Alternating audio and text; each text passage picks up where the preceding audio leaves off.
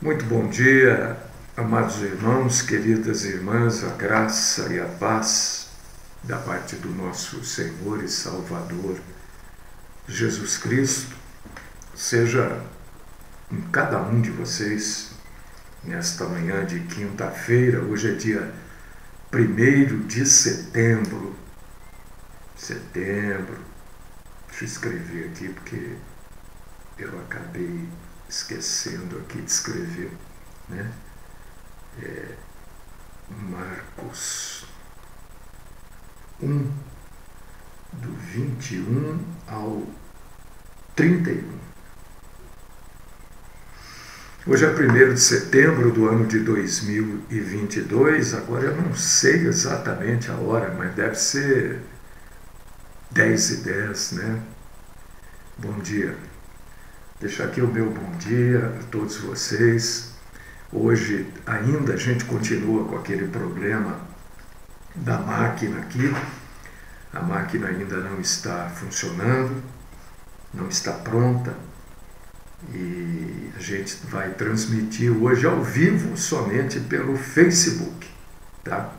Somente pelo Facebook nós vamos estar ao vivo. Mas quem sabe amanhã a gente já retome a condição normal, né? E iniciando esse mês de setembro, eu quero convidar vocês todos para a gente prestar ao Senhor um culto, como nós fazemos aqui todas as manhãs. Vamos então orar e iniciar o nosso culto a Deus. E as pessoas vão chegando devagarinho, né? Daqui a pouquinho a gente vai estar com mais pessoas aqui junto com a gente cultuando a Deus. Vamos orar então. Deus querido, Pai Todo-Poderoso, eu quero glorificar o Senhor, agradecer o Senhor por mais este dia, por mais este mês que está se iniciando hoje. Quero exaltar o Senhor pela sua bondade, pela sua compaixão, exaltar o Senhor pela sua infinita graça, misericórdia, porque só estamos aqui vivos ainda porque o Senhor assim tem nos permitido. Senhor, nós nos juntamos aqui para adorar o Senhor, para glorificar o Senhor, exaltar o Senhor, bendizer o Senhor. Nós nos juntamos aqui para buscar o seu perdão para os nossos pecados, para as nossas faltas, o perdão para as nossas falhas. Pedimos que o Senhor nos perdoe, nos fortaleça, nos dê graça, sabedoria, capacidade. Nos juntamos aqui, Senhor, para pedir por todos os enfermos, aqueles enfermos que sentem dor, aquelas enfermidades sem dor. Pedimos que o Senhor nos dê sabedoria para ajudá-los, para fortalecê-los. Pedimos que o Senhor fale conosco através da sua palavra, porque na verdade o Senhor só fala mesmo conosco através da tua santa palavra. Tua palavra que está aberta aqui e a sua palavra que nós vamos explanar um pouquinho mais nesta quinta-feira, neste 1º dia do mês de setembro. Recebe, Senhor, o nosso culto, recebe, Senhor, a nossa adoração, livra-nos da mentira, e é assim que eu oro, no nome do Cristo Jesus. Meus irmãos, eu vou tomar um cafezinho. Frio, horrível. Estava quente, né? Mas esfriou. É muito estranho para mim, né? Falar aqui no lugar que eu sempre falo, abrindo o microfone, mexendo com fundo, enfim. Falar assim para mim é estranho, mas vamos seguir. Hoje eu creio que juntos nós vamos aprender muita coisa. Muita coisa. Eu não vou ler, porque vai tomar um tempo, mas você sabe aonde nós vamos trabalhar hoje. Aonde nós vamos falar hoje. Né? Nós vamos falar aqui em Marcos, Evangelho de Marcos, capítulo 1, versículos do 1 até o 31. É aqui que nós vamos trabalhar. É aqui. E que Deus nos capacite para a gente falar sobre este assunto. Não é fácil. Por quê? Porque as pessoas querem que a gente ore, né? Eu sou, todos os dias, sou convidado a orar por esse, orar por aquele. E as pessoas querem que a gente ore para Deus resolver os problemas. Eu acho que você também é assim. Eu também sou. Colocaram na nossa cabeça, enfiaram aqui, né? E o termo correto é inculcar. Inculcaram na nossa cabeça que Deus resolve todos os nossos problemas. A gente ora, pede para Deus resolver esse problema, aquele outro problema. Pede para Deus curar esta pessoa, curar aquela pessoa. Não é assim? É assim. Eu quero dizer para vocês que não é assim. Jesus não morreu na cruz. Isso aqui, ó, que eu estou falando, é Bíblia. Eu não vou enganar vocês. Ontem eu não parei, fui parar à noite só.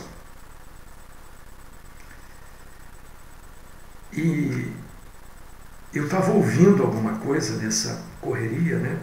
Sujeito falando que ele tinha transferido para a água que as pessoas deveriam ir buscar a unção de cura. Eu não vou enganar vocês. Eu não vou enganar ninguém. Não existe isso. Isso é mentira. Então eu quero convidar você para você ler aqui, enquanto eu estiver falando, ou agora, leia, ou depois, leia Marcos, capítulo 1, versículos do 21 até o 31. Porque isso aqui é muito esclarecedor. E eu quero pegar essa outra Bíblia aqui e colocar aqui. Por quê? Primeiro que ela tem letra maior. Segundo que a folha é mais branca. Fica mais fácil para eu ler. Entendeu? E terceiro, porque colocando em cima da outra, ela fica mais perto. Fica mais fácil para eu ler. Né? Isso é coisa da... Eu vou tentar apoiar aqui, ó, tudo para ficar mais fácil. Acho que agora melhorou mais ainda. Então veja bem, está dizendo aqui que Jesus,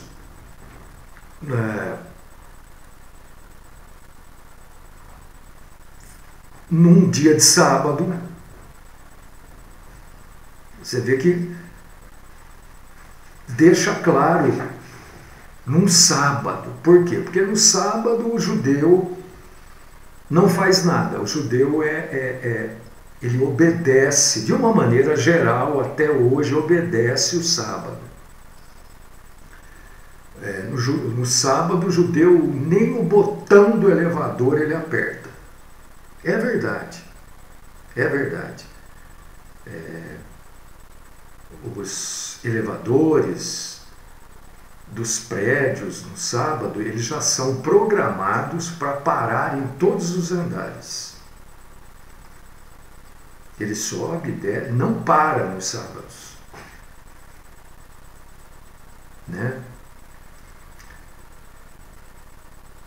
Então, nem o botão do elevador. No sábado, um judeu não anda mais do que 1 quilômetro. Não anda no sábado. O máximo que ele anda é 1 quilômetro.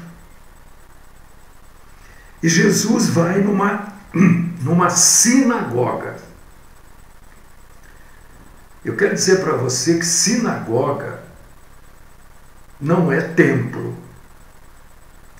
Sinagoga é uma palavra transliterada do grego.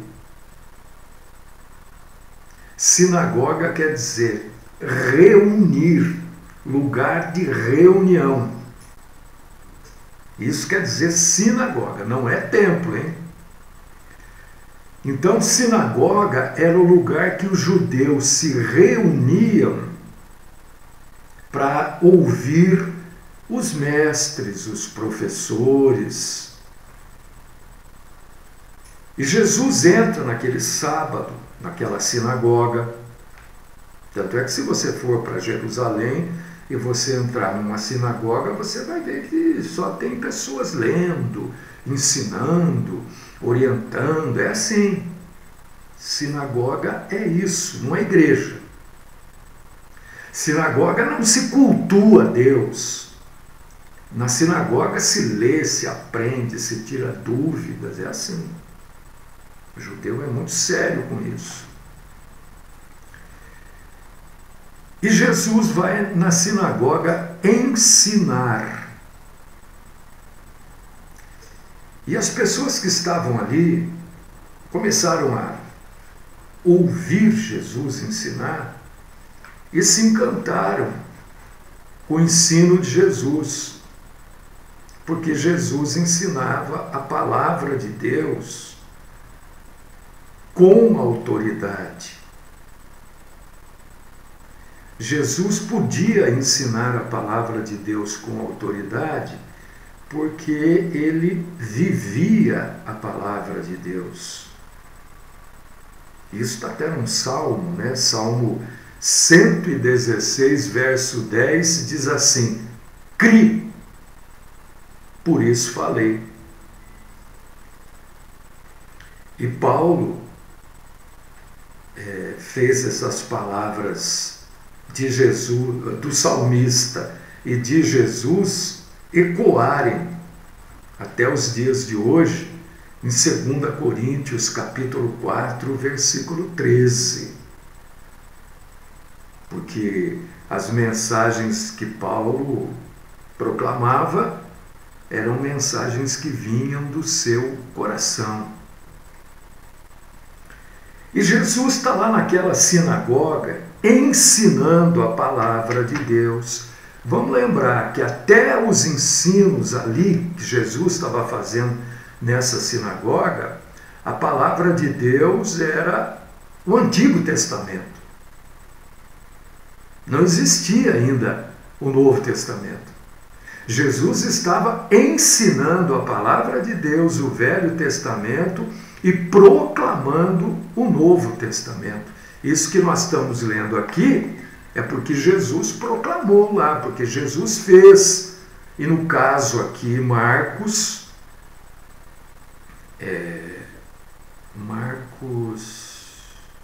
João Marcos, filho de Maria de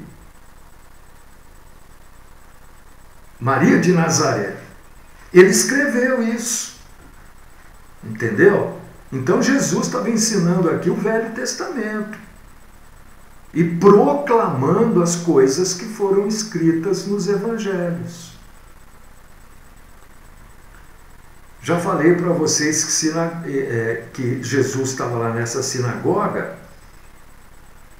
e havia ali dentro da sinagoga um homem que estava possesso. Ele não estava sob influência, ele não estava com ideias demoníacas, ele estava possesso. Era o corpo de um homem com um espírito imundo dentro daquele corpo. Isso é possessão. Era um homem, se olhava, você via um homem. Os nossos sentidos naturais viam um homem. Mas nele estava um espírito imundo. Um espírito maligno, que deixava aquele homem impuro. Porque hoje eu recebi, agora, irmãos, eu abri por causa disso que eu demorei um pouquinho para abrir, um filho de um pastor me mandou uma foto. Eu fiquei horrorizado, irmãos. Olha, para eu ficar horrorizado é difícil, hein? Me mandou uma foto, eu apaguei. E também não teria coragem de repassar isso para ninguém.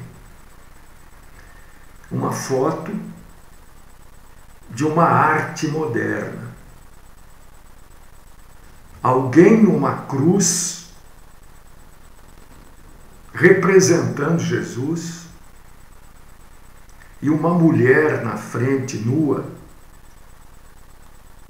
como se aquele Jesus da cruz estivesse mantendo relações sexuais com aquela mulher. Eu fiquei horrorizado, falei, não, o que mais falta a gente ver, né? Isso foi assim para mim, me deixou até meio, sabe? Isso é um espírito imundo, que não precisa se manifestar, necessariamente.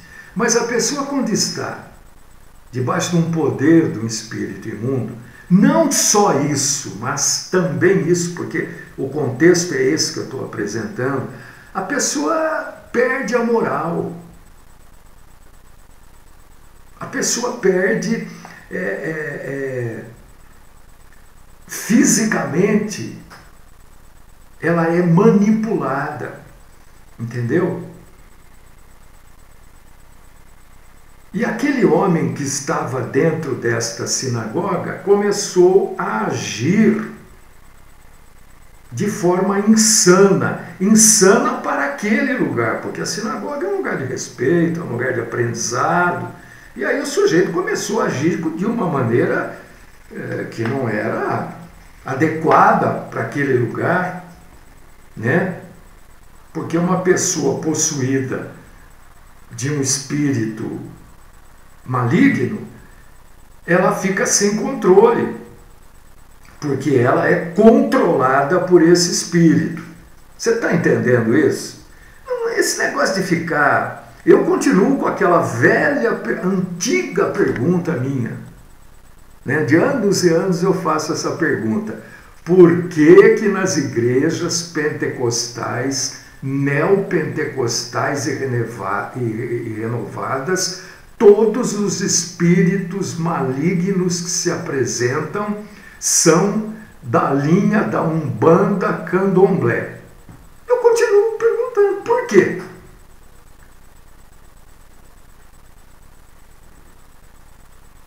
Por quê? Você já se perguntou? Então, você precisa perguntar. Você precisa perguntar.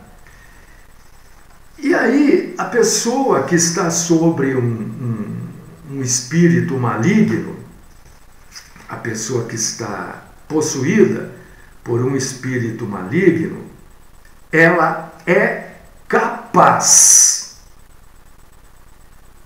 de realizar coisas sobrenaturais. Quantas vezes você viu uma pessoa dita possuída realizar coisas sobrenaturais? Eu tenho certeza que a maioria de vocês respondeu nenhuma.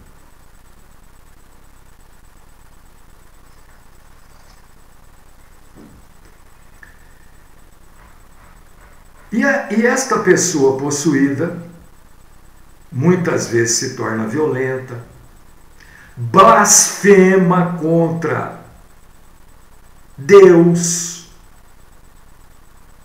E este sujeito aqui da sinagoga, ele confrontou Jesus Cristo. Você vê que eu estou no versículo 23 de Marcos 1. Agora eu vou para o versículo 24.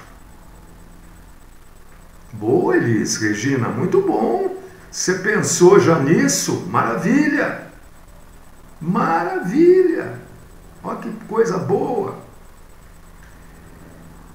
O espírito maligno, você pode ver que todos os espíritos malignos dos evangelhos reconheciam Jesus. E esse caso aqui, o espírito maligno conversa com ele, chamando ele de o Nazareno e o Santo de Deus. Né? Que temos nós contigo, Jesus Nazareno?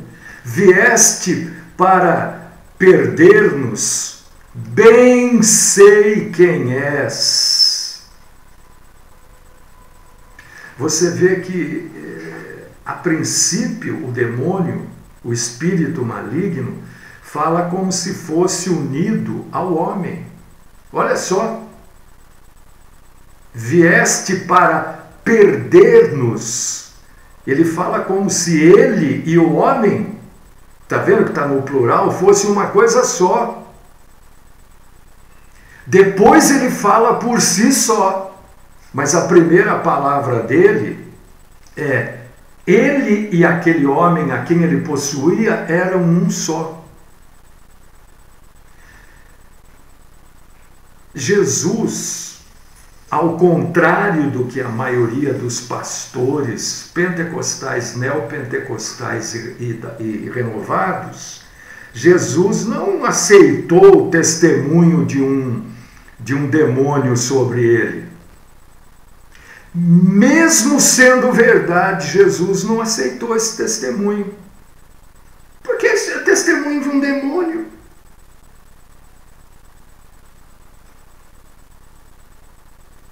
É testemunho de um demônio.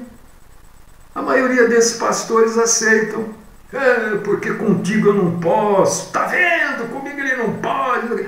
Mas isso é testemunho de demônio. Testemunho de demônio. Faça-me um favor. Jesus, na verdade, ordena, sem gritar sangue, aquelas coisas ridículas, estapafúrdias. Jesus manda que ele se cale e que ele saia daquele homem. Para aquele povo que estava ali, é isso que nós precisamos entender. Para a gente ler os evangelhos, a gente precisa entender a época que ele foi escrito. Esse evangelho, muito provavelmente, foi escrito mais ou menos uns 100, 130 anos depois de Cristo. Então a gente precisa entender esse contexto, de quando ele foi escrito. As pessoas que estavam ali, o que era comum para eles e o que não era. Aquelas pessoas devem ter estranhado ver aquele homem se agitando, né, violentamente, e aquele demônio que estava naquele homem deixando a sua vítima, depois que Jesus diz para ele: cala-te e saia desse homem. Você vê que Jesus não fica de papinho, conversa, entrevista, bate boca com o demônio. O que nós precisamos entender também é que aquele milagre, que isso é um milagre, viu? Expulsar demônio onde tem demônio é milagre, porque a maioria, né, expulsa demônio da onde não tem demônio. Não tem demônio. faz isso. Tudo é demônio, então expulsa os demônios até onde não tem. Né? Eu brinco sempre, brinco no sentido de trazer uma frase mais leve, dizer que tem gente que acha que até quando liga a geladeira liga e desliga, né? É o demônio. Entendeu? Mas aquilo causou espanto, porque era surpreendente para aquele povo, daquela época, naquele lugar, que uma simples ordem de um homem pudesse expulsar um demônio. Porque você não pode esquecer, tem gente que nem sabe como é que vai esquecer, que grande parte dos judeus também eram ligados às superstições. Essas igrejas aí, que você sabe quais são, não preciso falar, elas copiam grande parte das superstições dos judeus do Antigo Testamento.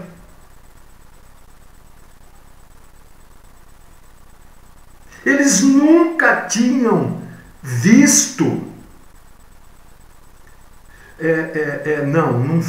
Não foi nesse ano, o José Geraldo, 65 a 70 depois de Cristo, não tem como ter sido nesse ano, apesar de muitos historiadores usarem esta data, né?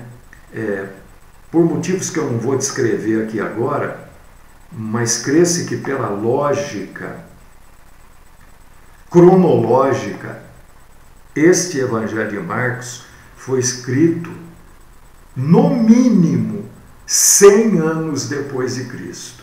Muitos historiadores usam realmente essa data, mas eu sou daqueles que creem que foi realmente 100 anos depois de Cristo, e aí nós teríamos que entrar num outro assunto, e não vou entrar. Tá? Então, eles ficaram abismados de verem um homem expulsando um demônio com uma simples palavra. E ali inicia-se para aquelas pessoas um novo sistema de ensino religioso. Era assim que eles estavam vendo Jesus dentro da sinagoga. Olha, tem um sujeito aí que está ensinando uma forma diferente de religiosidade. E ele fez até um milagre. Ele expulsou um demônio. A notícia corre por todas as direções da Galileia. E antes de deixar isso, eu quero fazer você notar 3 coisas. Eu estou estou em Marcos capítulo 1, versículos 27 e 28, tá? O primeiro advento de Cristo provocou uma grande explosão de atividade demoníaca na terra. O primeiro advento de Cristo foi o nascimento de Jesus. Isso, irmã, é verdade, Isabel. Tem gente que a geladeira estala, o compressor, sei lá, o motor faz barulho, o sujeito já acha que é demônio. É verdade, tem mesmo. Ou cai alguma coisa em casa, né? Tem mesmo, eu sei que é assim. Então a gente trata a coisa levemente, mas a gente sabe que é assim. Principalmente essas pessoas que são ligadas ao pentecostalismo, né? Porque é ensinado assim, infelizmente, né? Mas tudo bem. Então, o nascimento de Jesus, o trabalho de Jesus, o ministério, o serviço de Jesus provocou uma grande atividade demoníaca na terra. E isso você precisa ter consciência. Segunda coisa, o poder de Cristo sobre esses espíritos malignos mostrava para as pessoas daquela época, para nós que estamos lendo hoje, mostra, e para o mundo espiritual, o triunfo final de Jesus sobre Satanás e seus agentes, vamos falar assim, né? Jesus venceu todos os demônios no seu ministério, na sua morte, na sua ressurreição, ele vence todos. Isto prefigura a vitória total de Jesus, quando Satanás será preso, depois no final será enviado para o lago de fogo e enxofre. É verdade, Jaico, concordo. E terceiro, meu irmão, onde quer que Deus trabalhe, Satanás se opõe. Mas não quer dizer que ele se opõe se manifestando claramente. Ele se opõe. Ele usa pessoas, ele usa propósitos de pessoas. Ora, nós estamos falando aqui do pentecostalismo, neopentecostalismo e da coisa das renovadas. Isso é uma oposição satânica que leva ao engano. Isso leva ao engano. Todos aqueles que se propõem a servir Jesus devem esperar oposição a cada passo do seu caminho, inclusive na sua vida pessoal particular. Todos. Você quer servir Jesus? Olha, Satanás vai se levantar contra você. Vai contra a sua família, vai colocar as pessoas contra você. Mas isso é natural. Isso está escrito na Bíblia, que as pessoas leem, entendem do jeito que elas querem. Mas esta oposição pessoal contra qualquer pessoa, principalmente aqueles que trabalham no serviço de Cristo, foi relatado aqui por Paulo em Efésios 6,12, porque nossa luta não é contra sangue e carne, mas contra os principados e potestades, contra os dominadores deste mundo tenebroso, contra as forças malignas do mal nas regiões celestes. Está me entendendo? Aí eu vou entrar agora no versículo 29 de Marcos. Nossa, está no final já. De Marcos 1.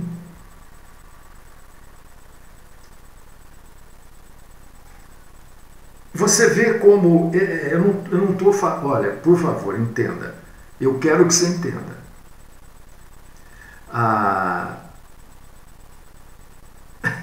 Você vê, irmã Maria. Você vê. A irmã, e é verdade, irmão, já participei de culto assim, né? Onde as pessoas me chamavam para pregar, aí o sujeito abria o culto e já fazia uma oração repreendendo Satanás no culto. Eu falei, mas o que é isso? Vocês estão tudo doido. Vocês estão tudo doido aqui.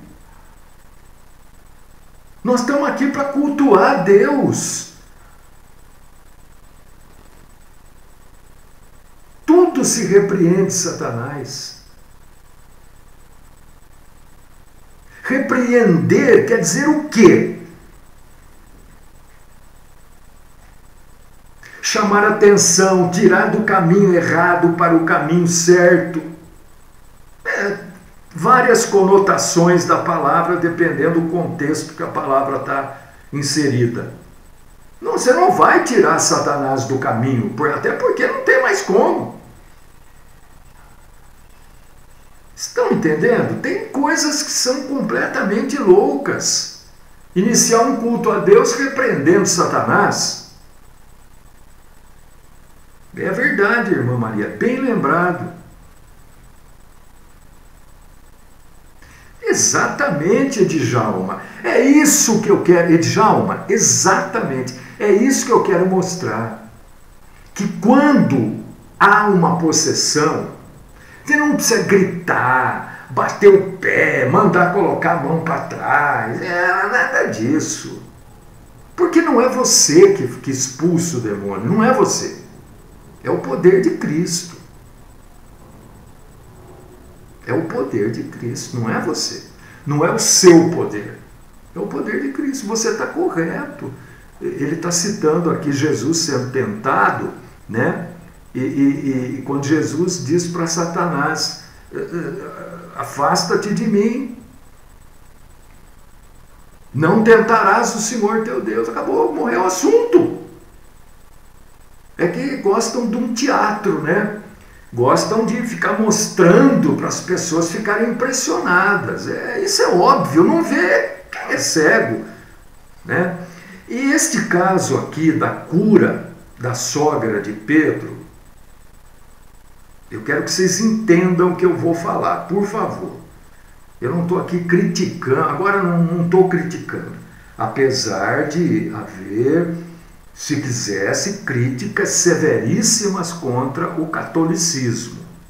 Mas eu estou mostrando para você a incongruência do catolicismo agora. O catolicismo exige o celibato aos seus padres. O que quer dizer isso? Os padres não podem casar. Não é?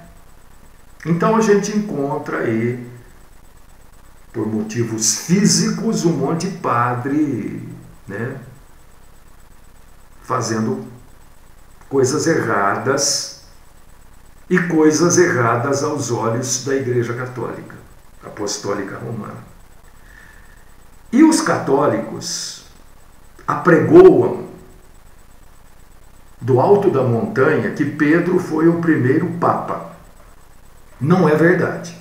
Mas vamos aceitar que tenha sido. Pedro era casado. Como é que o primeiro papa era casado? Porque Pedro tinha uma sogra. E Jesus cura aqui, em Marcos capítulo 1, versículos 29 ao 31, a sogra de Pedro. Estava com febre e tal, você vai ler aqui. Como é que o primeiro papa era casado? O segundo também, tem vários papas casados aí, só você pegar a história. E hoje o padre não pode casar. Você sabe por que o padre não pode casar? Na verdade, esse é que eles vão usar lá uma passagem de Paulo, não sei o quê, que não pode se envolver. Não é nada disso. A verdade é a seguinte: padre não tem herança. Padre não tem dependente. O Vaticano não quer ações judiciais. Quando o padre morre, fica a esposa e filhos. É isso, meus irmãos. O negócio é isso aqui, ó. É grana. Não tem herança, não tem dependente. Morreu, acabou, enterra lá, pronto. É isso. Quantos padres existem no mundo? Quantas pensões teriam que estar sendo pagas? Quantas heranças? Porque o padre não tem herança. Tudo que ele constrói na paróquia fica para a cúria. Mas só para lembrar você que o primeiro papa, segundo a Igreja Católica, ele não é. Eu estou falando segundo, conforme. A Igreja Católica foi Pedro e ele era casado.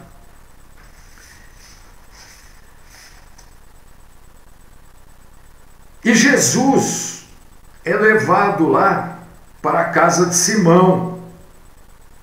Ele chega lá e fica sabendo que a sogra de Simão estava de cama com febre.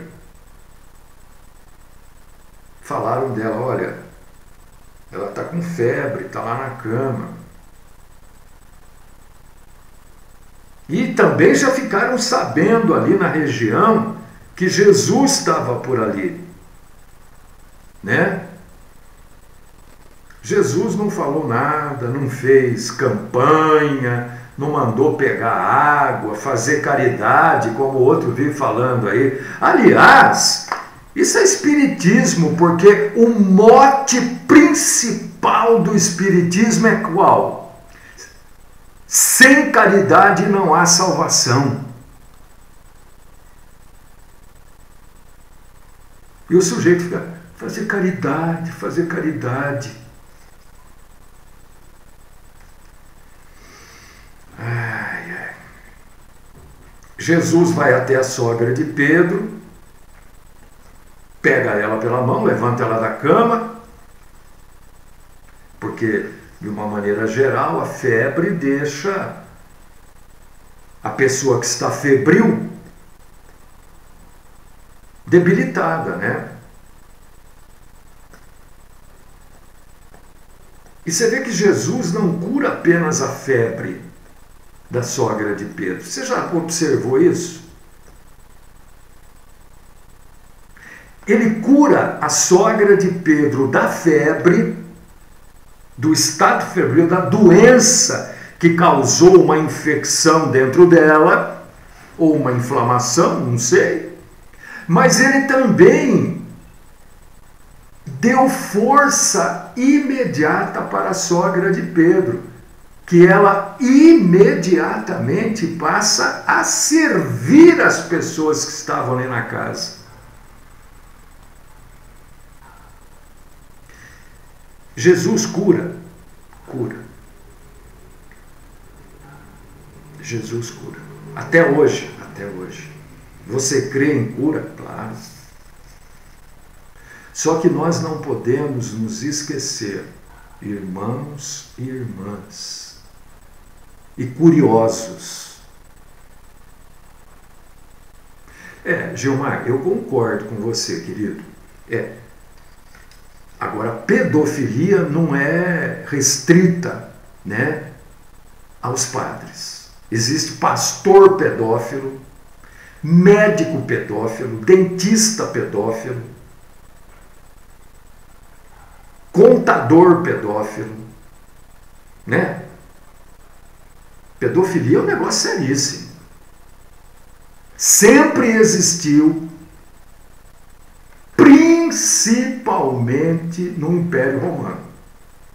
O Império Romano era o oceano da pedofilia. Viu? Sempre existiu. E é claro que entre os padres também existe, né? Mas também existe na igreja protestante. Vez por outra a gente vê aí pastor que agarrou criança, estuprou, enfim. Isso, né? Então, Jesus cura.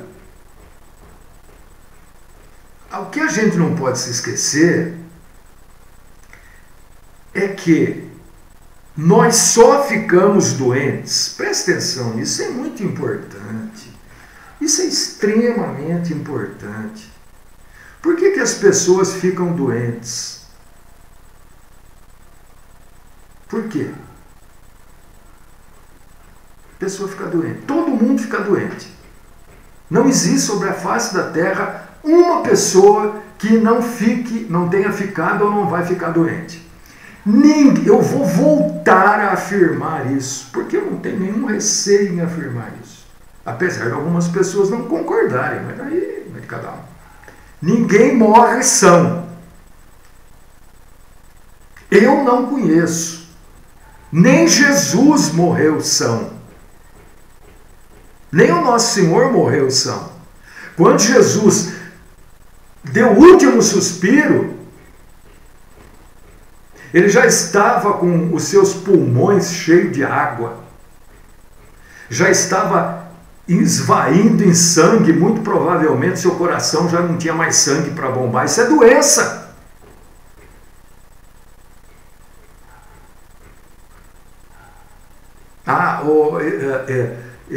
Edgar, desculpa, eu concordo com você que pedofilia não é doença. Não.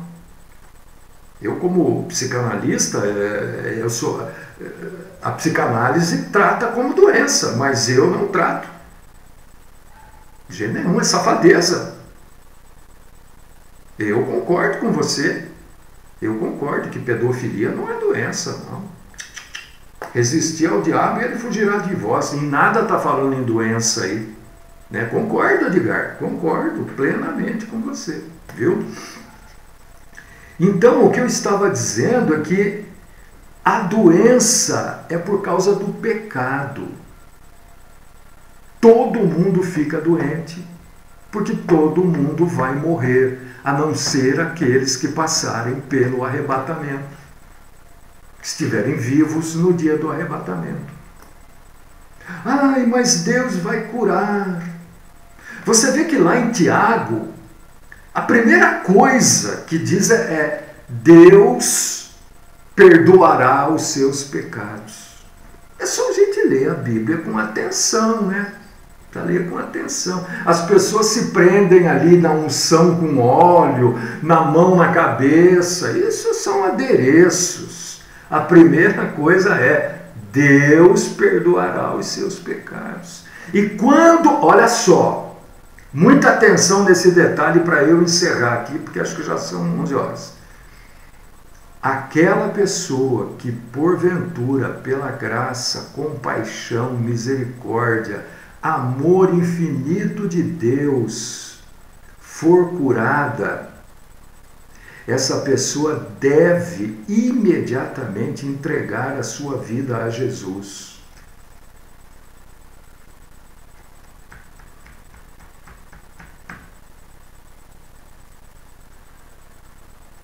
Deus cura? Claro que cura.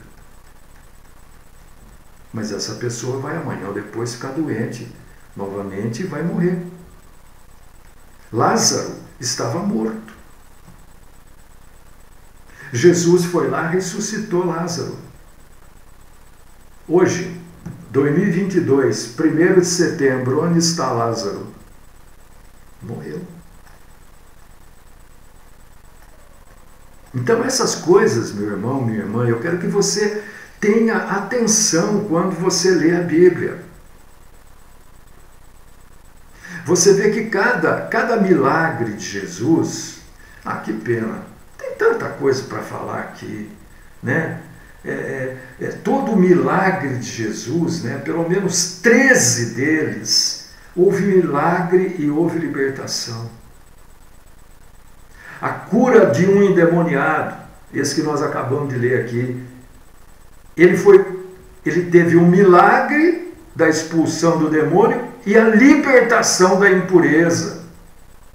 A sogra de Pedro, que acabei de falar, a cura do milagre da